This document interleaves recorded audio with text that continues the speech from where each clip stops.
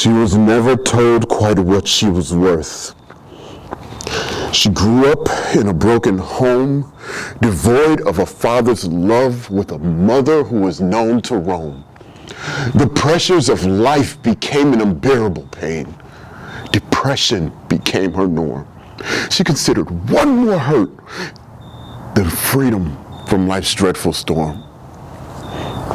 All her life the winds would blow, chilling her. They never seemed to cease. She didn't want to continue. She wanted a release. Nightly, the pills would be multiplied, hoping for an end. She'd ingest medicine and ale, only to wake to see again sick, knowing she had failed. Daily, pessimism annexed her every thought. Burning anxiety crippled her soul. She wanted a quick escape, willing to forego paying Charon's toll. Rivers flowed from her optics. Her mask kept tears unseen. Hiding them, she wished others had noticed without thinking them saline. She had an armory. It housed many blades and a single gun. She used to love practicing with them. She was skilled with every one. And as days calendared by, her sorrow matured with age, despondency to despair, despair turned to rage. No one ever noticed. She felt that no one cared. She'd suffered all her life wanting to be repaired, broken, battered, beaten by life's relentless strain. This girl needed help. Yet no one saw her pain. Why wasn't it clear that she was troubled? How covert was her distress? All she needed in her life was a taste of happiness. Bitter anguish gripped her spirit, and after her practice was done, she walked back into her armory and pondered upon her gun. With tears streaming down her face, she placed the barrel to her head. She stopped to say a prayer, wishing to be dead. With the swift trigger pull, she was ready for her rest. But she failed to load her gun. This time was just a test. The girl dropped to her knees and diamonds hit the floor. Those tears falling from her eyes, she wanted them no more. She knew that with no change, her last breath would be near. She wanted a savior to save her and not feel pain, tears, and fear. She crawled into her bed with a cocktail and some meds. This time, they'd be sure to kill. This time, she'd be dead. As she lay in an awkward state, room ceiling became the sky. She thought to herself, did I do it? Did I finally die? Alarm rings. Time to face the day.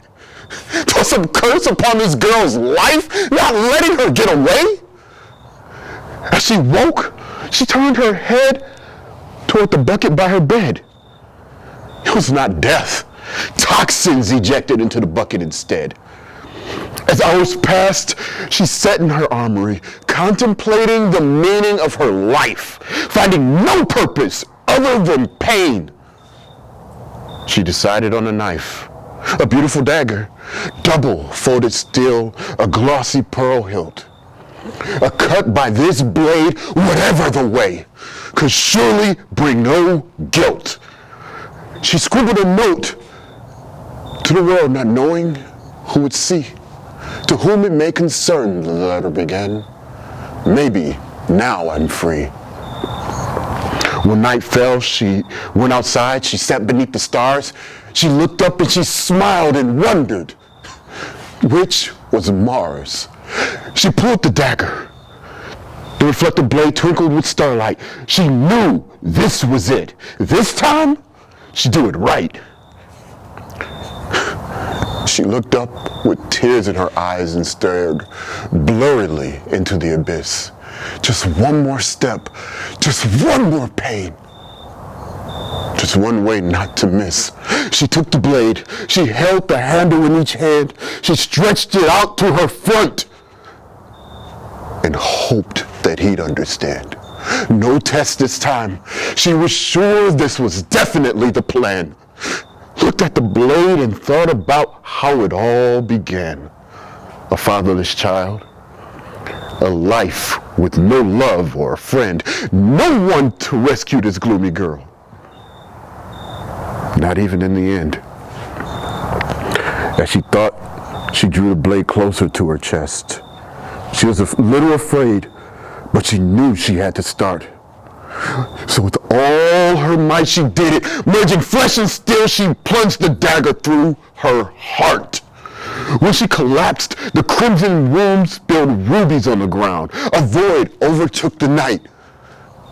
The darkness came swiftly, like a switch, and no fading of the light. If only someone had heard her mask cries and silent screams. If only her mask had cracked just enough to tell. If only just to save her in the end. If only people could have seen that while alive, she was in a living hell.